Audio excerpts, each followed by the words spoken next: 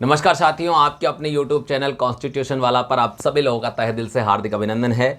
मैं योगेश महरिया भारतीय संविधान के प्रश्नों की श्रृंखला के अंदर एक बार पुनः आप सभी के लिए सेकंड ग्रेड द्वितीय श्रेणी में पूछा गया प्रश्न लेकर हाजिर हूँ साथियों। तो आज हम बात करेंगे द्वितीय श्रेणी में पूछे गए प्रश्न को लेकर इस श्रृंखला के अंतर्गत। देखिए ये प्रश्न पहली बात तो कहाँ पूछा गया है, देखिए सेकंड ग्रेड द्वितीय श्रेणी भर्ती परीक्षा आपके सामने और 21/12/2022 को अर्थात 21 दिसंबर 2022 को जो एग्ज़ाम हुआ है ग्रुप ए का, उसमें ये प्रश्न पूछा गया है। देखिए साथियों, ये ऑथेंटिक सोर्स की जानकारी आपको इसलिए दी जाती है ताकि आपके मन में भ्रम पैदा ना हो और आप जाके ऑफिशियल वेबसाइट से या कहीं से भी आपके पास प्रश्न पत्र है तो आप पेपर डाउनलोड करके चेक कर सकते हैं, वेरीफाई कर सकते हैं कि हमारे यूट्यूब चैनल पर जो भी कंटेंट डाला जाता है वो एकदम 100% प्रमाणित है। हम भ्रामक बातें या अफवाहों के आधार पर काम नहीं करते हैं साथियों। चलिए अगर आज के प्रश्न को लेकर चर्चा करते हैं, प्रश्न बहुत ही शानदार प्रश्न है साथियों। आपके एग्जाम में अगर मैं आपसे कहूं ये प्रश्न बहुत जबरदस्त है, एक बार आप पढ़िएगा। देखिए इसको, भारत के संविधान के अनुच्छेद 51 कैड है।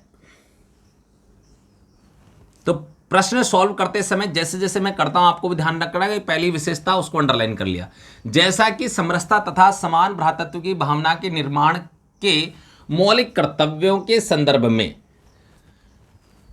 उल्लेखित है, शब्दों का सही क्रम निम्नांकित में से कौन सा है। अब आपके सामने प्रश्न है और अनुच्छेद 51 कैड में मूल कर्तव्य है, बिल्कुल सही बात है, लेकिन मूल कर्तव्य में ये कह रहा है कि 5वां, देखिए डे, यानी कि अगर अपन इसको इंग्लिश में लिखेंगे ना तो 51 ए डी ए ई हो जाएगा। ठीक है, अगर हम बात करें ए ई हो जाएगा, छोटा वाला ए ई यहां पर आपके सामने हो जाएगा, या इसको अपन कहें तो ये 5वां मूल कर्तव्य है गिनती के हिसाब से। कौन सा है? 5वां। अब 5वें मूल कर्तव्य में जो शब्द बताए गए हैं ये आपके सामने शब्द हैं, ये 4 शब्द हैं। इन 4 शब्दों का सही क्रम क्या है? देखिए, प्रदेश या वर्ग, धर्म और भाषा। दूसरा है भाषा, प्रदेश या वर्ग और धर्म।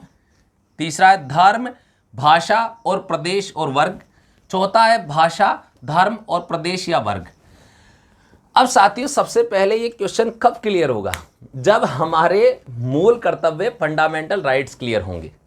तो आपको पूरे फंडामेंटल राइट्स क्लियर करने के लिए सबसे पहले तो आपको डिस्क्रिप्शन में लिंक अवेलेबल करवा दिया जाएगा।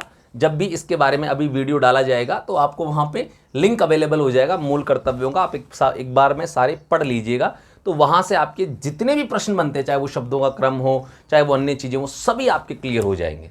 ठीक है, कक्षा थोड़ी लंबी हो सकती है क्योंकि कंसेप्ट क्लियर करने में टाइम लगता है। शॉर्ट में तो 2 मिनट में ख़त्म कर सकते हैं हम, लेकिन जब हमारे कंसेप्ट क्लियर हो जाते हैं तो उसके बाद में बाकी चीज़ें साइड में हो जाती हैं, फ़र्क नहीं पड़ता है फिर, क्योंकि आने वाले प्रश्नों का उत्तर देने के लिए हम बिल्कुल मजबूत हैं। अब इस प्रश्न का उत्तर क्या होगा? तो सबसे पहले तो आपको ये पता होना चाहिए, सिंपल सी चीज़ है कि भारतीय संविधान के भाग 4 और भाग 4 आपके सामने हिंदी में कहेंगे तो और इंग्लिश में कहेंगे 4A। इसमें आपके सामने अनुच्छेद जोड़ा गया और अनुच्छेद आपके सामने 51 या अनुच्छेद 51A। इसमें आपके सामने कहाँ से कहाँ तक? पहले तो 42वां संविधान संशोधन के द्वारा, किसके द्वारा जुड़े गए सारा सारा ये 42वां संविधान संशोधन 1976 के द्वारा 10 मूल कर्तव्य जोड़े गए, लेकिन 11वां मूल कर्तव्य आपके सामने और जोड़ा गया, जो जोड़ा गया 86वां संविधान संशोधन 2002 के द्वारा, यानी कि टोटल अब कितने? 11 हैं। इसका मतलब अगर हम बात करें यहाँ पे आगे देखिए, जैसे कोष्टक में लिखा है तो ए से लेकर के तक आपके सामने यहाँ तक 11 रहेंगे, माफ़ कीजिएगा। और अगर हम हिंदी में लिखेंगे यहाँ पर, लेकिन इसको पहले क्योंकि अपन इंग्लिश में नीचे लिखेंगे कैसे आपके सामने टे तक, और नीचे अगर अपन बात करें ए से लेकर आपके सामने के तक 11 मूल कर्तव्य हो गए। अब इसमें से आपके सामने कौन सा पूछा गया? अपने से 5वां मूल कर्तव्य पूछा गया है। ठीक है, तो सिंपल सी चीज़ अपने को ये तो पता होना चाहिए कहाँ है। अब मूल कर्तव्य जो आपके सामने भाग 4 कै में जोड़े गए, ये मूल कर्तव्य किसकी सिफारिशों पर जोड़े गए? देखिए, सरदार स्वर्ण सिंह समिति की सिफारिशों पर जोड़े गए। सरदार स्वर्ण सिंह समिति की सिफारिशों पर 42वां संविधान संशोधन 1978 के द्वारा जोड़े गए। अच्छा, सरदार स्वर्ण सिंह समिति ने केवल 8 ही मूल कर्तव्य जोड़ने की सिफारिश की थी, लेकिन 42वां संविधान संशोधन 1976, माफ कीजिएगा 1976 के द्वारा आपके सामने कितने जोड़े गए? 10 जोड़े गए। ठीक है, इसके बाद में आपके सामने 11वां मूल कर्तव्य भी जोड़ा गया। 11वां मूल कर्तव्य जैसा मैंने आपको कहा 86वां संविधान संशोधन 2002 के द्वारा जोड़ा गया।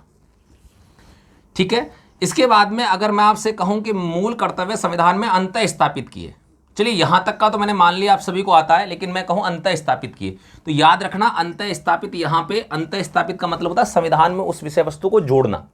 एक तो संविधान संशोधन करना अलग चीज होती है, उसको संविधान में जोड़ना अलग चीज होती है, जोड़ने वाली तिथि अलग होती है।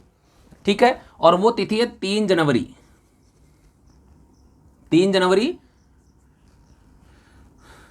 1977। इसकी क्या आएगी? इसकी आपके सामने देखिए 1 अप्रैल 2010। तो कुल मिलाकर हमने इन्हें कब संविधान में अंतः स्थापित किया, यह आपके सामने सबसे ज्यादा महत्वपूर्ण चीज है। ठीक है, अब इसी में से 5वां मूल कर्तव्य आपके सामने जो प्रावधान करता है, देखिए बोर्ड पे साफ साफ कह रहा है कि समरसता तथा समान भ्रातृत्व की भावना के निर्माण के संबंध में जो किस किस से परे हो 4 शब्द बताए गए और अंत में इसमें कहा गया है ऐसी प्रथाओं का त्याग करें जो स्त्रियों के सम्मान के विरुद्ध हो। तो याद रखना, एक तो इस लाइन में ये एंड में इसी 5वें मूल कर्तव्य में स्त्रियों के सम्मान का, ऐसी प्रथाओं का हमें त्याग करना है जो स्त्रियों के सम्मान के विरुद्ध हो।